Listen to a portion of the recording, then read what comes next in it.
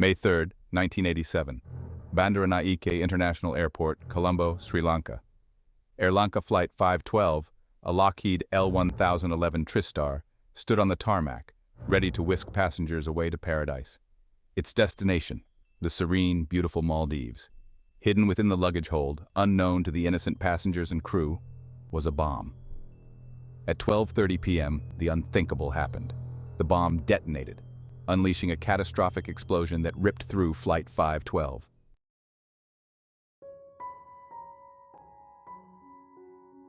To truly grasp the magnitude of this tragedy, we must journey back in time.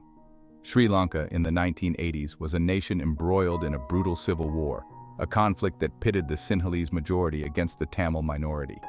The LTTE, or Tamil Tigers, were ruthless, employing guerrilla warfare tactics and terror.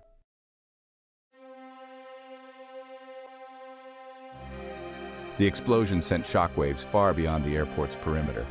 The force of the blast tore the aircraft apart, leaving behind a mangled wreck of metal and debris. First responders rushed to the scene, but for many, it was already too late. The bomb had claimed the lives of 21 souls, their dreams and aspirations extinguished in an instant.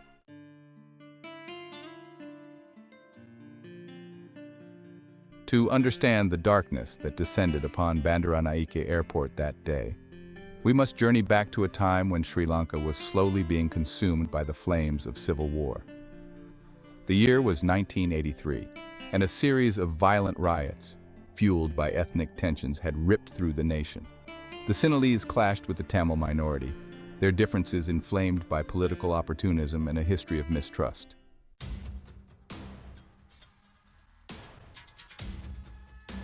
The LTTE, under the leadership of Velupillai Prabhakaran, quickly gained a reputation for their military prowess and their unwavering commitment to their cause.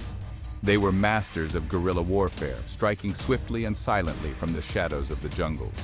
The LTTE's fight for freedom came at a heavy price, resorting to suicide bombings, assassinations, and extortion.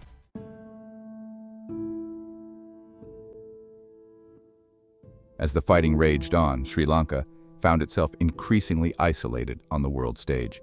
The once thriving tourism industry collapsed as visitors stayed away. Deterred by the violence and instability, the LTTE shifted their focus to terrorism, targeting economic interests and civilians to force the government to the negotiating table.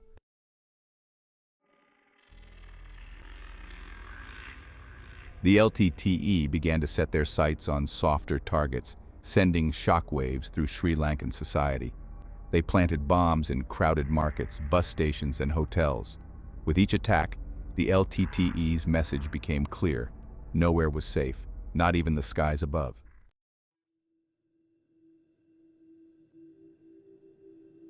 The Lockheed L-1011.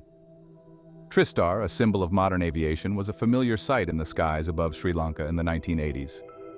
On that fateful day in May, Air Lanka Flight 512 stood on the tarmac at Bandaranaike International Airport. For the 122 passengers and 15 crew members on board, Flight 512 represented a gateway to escape.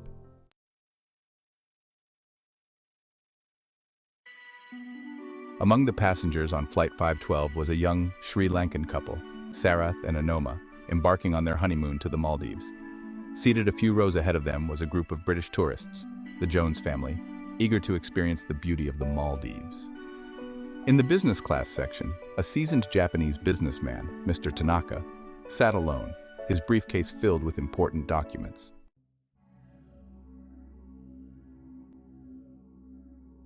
Unbeknownst to the unsuspecting passengers and crew, a group of LTTE operatives had been meticulously planning this attack for weeks. The bomb itself, a crude but deadly device packed with explosives and shrapnel, had been smuggled into the airport piece by piece. On the morning of May 3rd, the bomb was secreted into the cargo hold of Flight 512.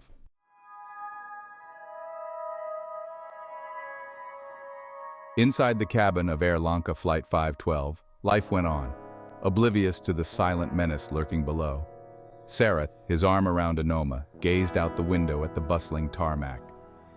In the business class section, Mr. Tanaka, his briefcase resting on his lap, closed his eyes, attempting to steal a few moments of rest before the long flight ahead.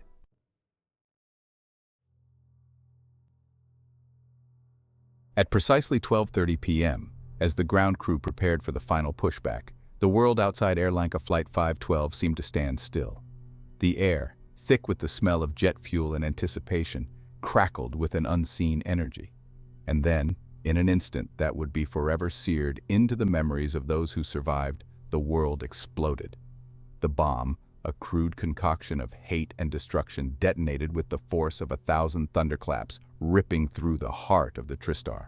The fuselage, designed to withstand the rigors of flight, buckled and tore, the metal groaning in protest as the shockwave tore through its structure. Time seemed to slow to a crawl as the inferno erupted. The tranquil blue sky above Bandaranaike Airport was instantly replaced by a roiling black cloud, a monstrous plume of smoke and debris that climbed skyward, a grim testament to the carnage below.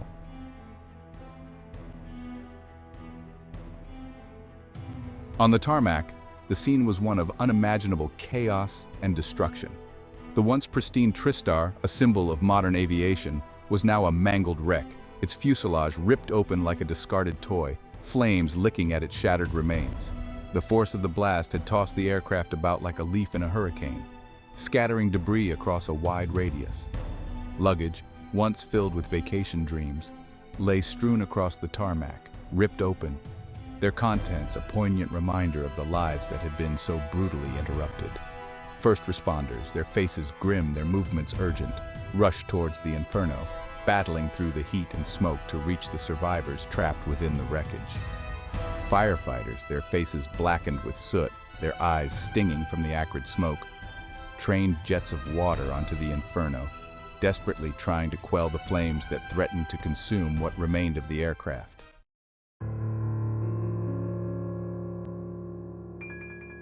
Section 4. Whispers in the Smoke. The Search for Answers. As the smoke began to clear, a chilling silence descended upon the airport. The air, thick with the smell of burning fuel and the stench of death, crackled with an eerie stillness, broken only by the muffled sobs of the injured and the frantic shouts of rescuers. Amidst the chaos and devastation, a desperate search for answers began. Who was responsible for this horrific act? Why had they targeted Air Lanka Flight 512, a civilian aircraft filled with innocent people? And how had they managed to breach the airport's security and carry out such a devastating attack? The whispers started, spreading like wildfire through the crowd of onlookers, journalists, and grieving relatives who had gathered at the airport's perimeter. The name on everyone's lips, spoken in hushed tones, was the LTTE. Could this be their handiwork, a chilling escalation of their campaign of terror?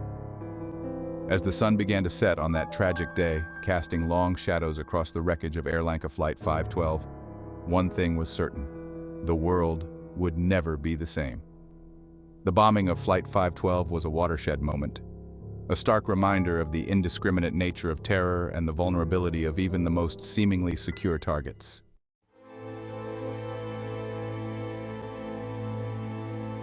Section 1.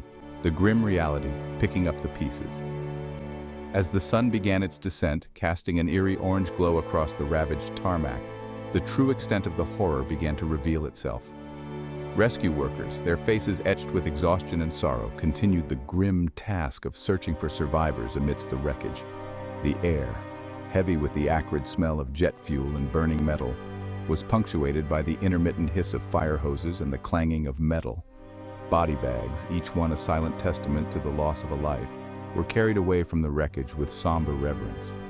As darkness fell, the focus shifted from rescue to recovery.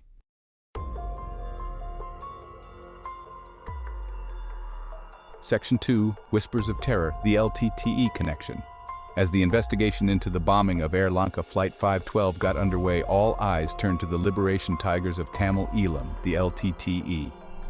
The whispers that had circulated in the immediate aftermath of the attack, fueled by fear and speculation, grew louder, transforming into a chorus of accusation. The LTTE, known for their ruthlessness and their willingness to strike civilian targets, quickly became the prime suspect. Evidence began to mount, pointing towards the LTTE's involvement. Intelligence reports, pieced together from intercepted communications and eyewitness accounts, suggested that the group had been planning a major attack in Colombo, aiming to cripple the nation's economy and send a message of fear to the Sinhalese majority. The LTTE, however, remained silent, refusing to confirm or deny their involvement in the bombing. Their silence, in the face of mounting evidence and international condemnation, only served to strengthen the belief that they were indeed responsible for the horrific act. The world watched, waiting for the other shoe to drop, bracing itself for the possibility of further attacks, the shadow of terror stretching far beyond the shores of Sri Lanka. The bombing of Air Lanka Flight 512 marked a turning point in the Sri Lankan conflict, pushing the LTTE further into the realm of international terrorism. The attack, with its indiscriminate targeting of civilians, drew condemnation from governments around the world, further isolating the LTTE and galvanizing support for the Sri Lankan government. In the wake of the bombing, Sri Lanka found itself united in grief. Ethnic and religious divisions faded as people came together to mourn. The faces of the victims, their lives tragically cut short, stared out from newspapers and screens. Their loss felt deeply by a nation struggling with the tragedy. It was a stark reminder of the fragility of peace and the threat of violence. Yet, amidst the grief, there was also a glimmer of hope. The outpouring of support from around the world served as a reminder that Sri Lanka was not alone.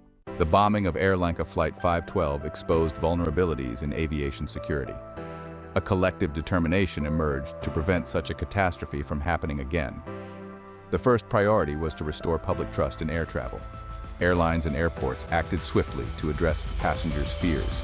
A comprehensive review of security protocols began. Every aspect of airport operations was scrutinized and overhauled. New technologies were rapidly deployed to enhance security. The process became more stringent and time-consuming, leaving nothing to chance.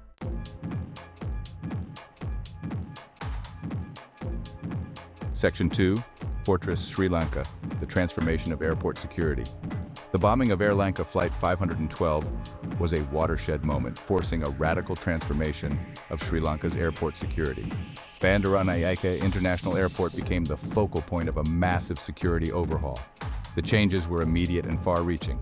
Security perimeters were expanded with concrete barriers and razor-wire fences. Armed guards patrolled the airport grounds with vigilance. Inside, heightened security replaced the once relaxed atmosphere. Passengers queued for enhanced screening procedures. The transformation was a testament to restoring confidence in air travel.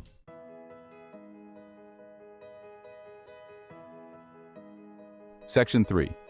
A Global Awakening, the Legacy of Flight 512. The bombing of Air Lanka Flight 512, while a tragedy of immense proportions for Sri Lanka, served as a wake-up call for the global community. The attack, with its chilling reminder that terrorism knows no borders, forced governments and aviation authorities around the world to confront the uncomfortable reality that their own security measures were woefully inadequate in the face of a determined and resourceful enemy. The response was swift and unprecedented. International organizations, such as the International Civil Aviation Organization, convened emergency meetings, bringing together experts from around the world to share intelligence, exchange best practices, and develop new standards for aviation security. The result was a paradigm shift in how security was perceived and implemented at airports globally. Information sharing became paramount. Intelligence agencies, once reluctant to share sensitive information for fear of compromising sources and methods, began to cooperate more closely, recognizing that the threat of terrorism transcended national borders and required a coordinated global response. The bombing of Air Lanka Flight 512, a tragedy that claimed the lives of 144 innocent people, served as a catalyst for a global awakening in aviation security. It was a stark reminder that the fight against terrorism was far from over, and that constant vigilance, technological innovation, and international cooperation were essential to staying one step ahead of those who sought to exploit vulnerabilities and spread fear and chaos.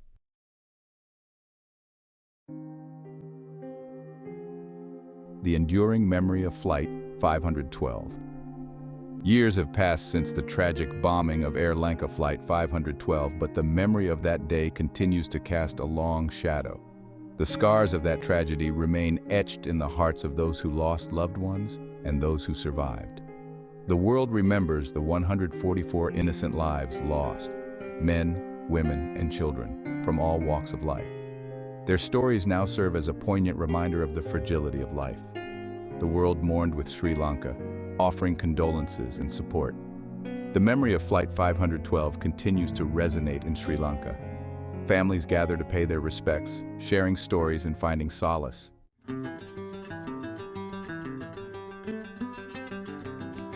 Section 2. Guardians of the Skies, a safer future forged in tragedy. The bombing of Air Lanka Flight 512 was a watershed moment in aviation security. It exposed critical vulnerabilities and forced a global reckoning with the threat of terrorism. Determined to prevent such events, the world transformed airport security, shaping travel today. The legacy of Flight 512 is evident in stringent security measures worldwide. Passengers have adapted to enhanced screening as a necessary trade-off for safety. A silent army of security professionals works tirelessly to keep the skies safe. Technology evolves rapidly, providing new tools to detect and neutralize threats. The tragedy of Flight 512 served as a catalyst for innovation and cooperation. The skies are safer today because of the lessons learned from this tragedy.